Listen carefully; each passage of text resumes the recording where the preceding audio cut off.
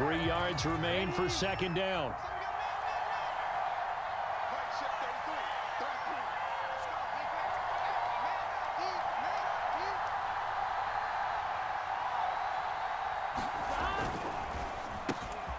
Burrow going to get this out to Chase. And he'll be taken down, but not before he gets into enemy territory. He's certainly been a huge factor in this when he's got the 2 touchdowns to his credit. Now they look to him again. He picks up the first. Yeah, I can hear everyone saying, well, why don't you cover him, double him, triple him, do what you have to do. But sometimes they get locked into such a groove and such a connection, it doesn't matter how many guys are in his area. He certainly looks to be in that groove right now.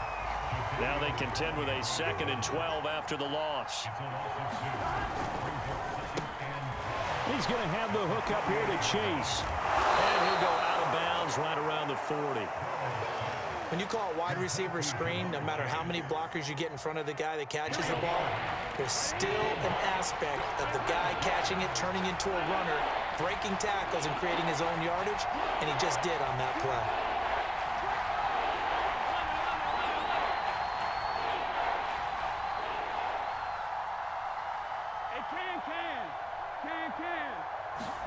Now Burrow.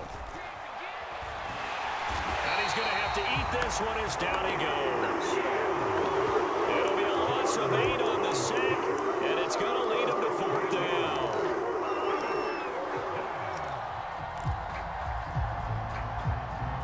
Fourth and goal, and down by a touchdown. The offense stays on the field.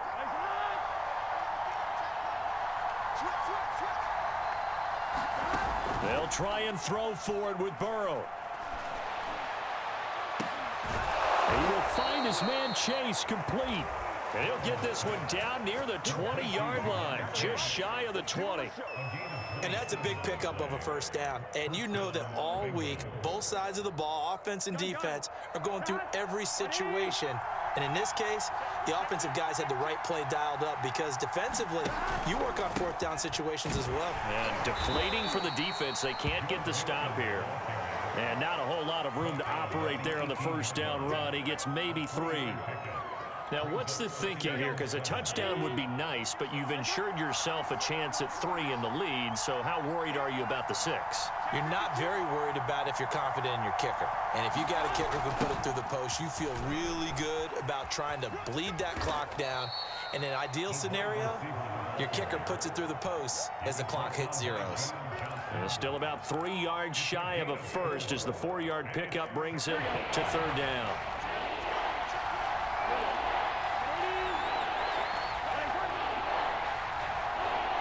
Getting down to the good stuff. All tied with 2 minutes remaining on EA Sports. So the Bengals in possession of the football here as we get you reset. And they're facing a big 3rd down now in this tie ball game. They give to Mixon to try to pick it up. And he's going to be taken down here still a couple yards short of the first. Just a yard on the run there, and that's going to bring us to a 4th down. Have to kick this field goal, don't you? No question about it. Look at the clock. Look at the situation. Kick the field goal.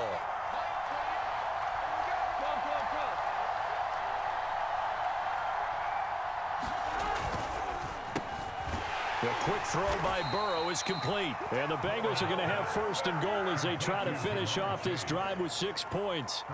But they picked up a little bit of yardage there, and now, in this situation, should be in no hurry to run a play really fast. Let the clock wind down.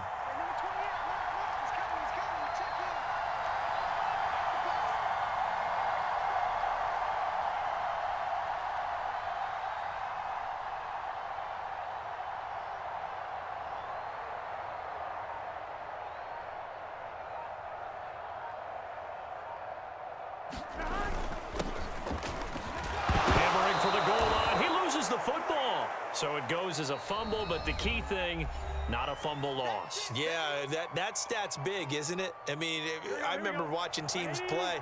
The ball might be on the ground a number of times during the game, but if the other team doesn't get it, that's a huge difference in the ball game. And in this case, they were able to retain possession. Now the Browns signal for the 2nd of their timeouts as they'll stop it with just over 40 seconds to go in the game. Here's a run with Mixon. And that's a touchdown is. They've broken our tie here in the final minute of the fourth. McPherson now for the extra point.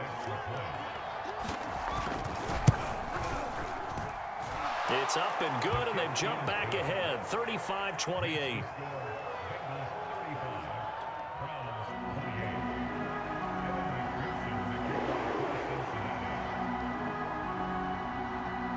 After the touchdown, McPherson on to kick this one away. From way up at the 23. And a good return as he'll be stopped just shy of the 30-yard line.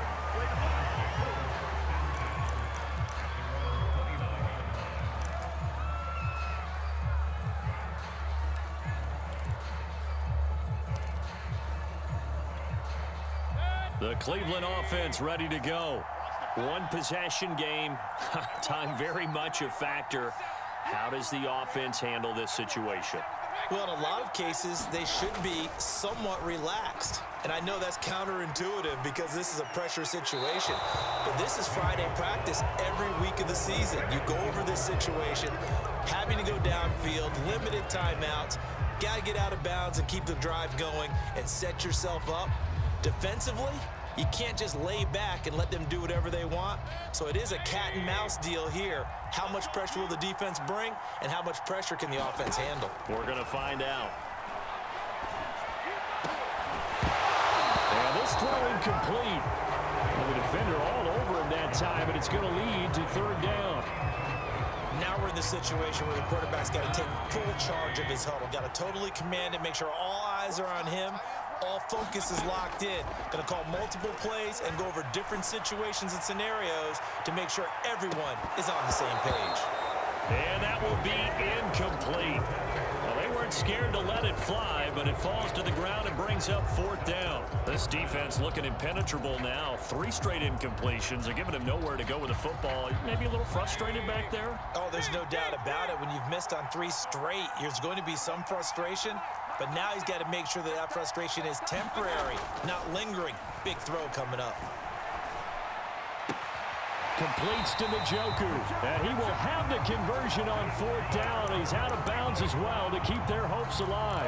That's what they need right now. Get the first down, get out of bounds, stop the clock. Just playing smart football, understanding the situation, making the plays necessary, and making sure that clock stops at every opportunity.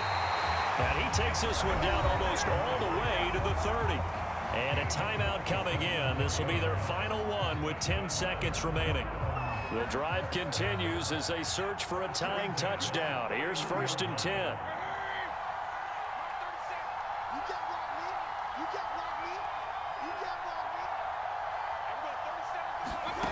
Mayfield. There goes a deep ball, end zone. And this ball is caught. It's a touchdown. And now in the final seconds, they're a PAT away from likely getting this thing to overtime. And now the decision is to go for 2. A gutsy call, and this, in effect, is your ball game right here. One last shot from Mayfield here. And he is into the end zone. No flags. And there may be a play away from winning the football game.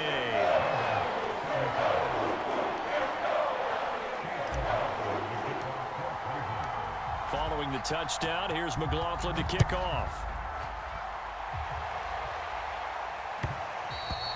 And that one will bounce out of the back of the end zone, so we will start here at the 25. The Bengals drive about to get going. Look at the clock. Everyone knows the situation. Probably time here for one final play. And we know what that play is going to be. It's got to be some sort of Hail Mary, throwing it towards the end zone and hoping someone can catch it or catch it off of a tip. Think back to 2015. Didn't we see Green Bay pull that off twice in the season? Once in the regular season, once in the playoffs. So stranger things have happened. It'll be interesting to see what the defensive strategy is about who they put on the field to try and knock that ball away. Well, going into the final play of this game, they knew that they needed some type of a miracle there at the very end, but they couldn't get it done. However, we were treated to really a spectacular affair. Even though they didn't finish it off, you're exactly right. They took us down to the last play. We're still, you were wondering, could it happen? Possibly, even though we both knew it was a long shot.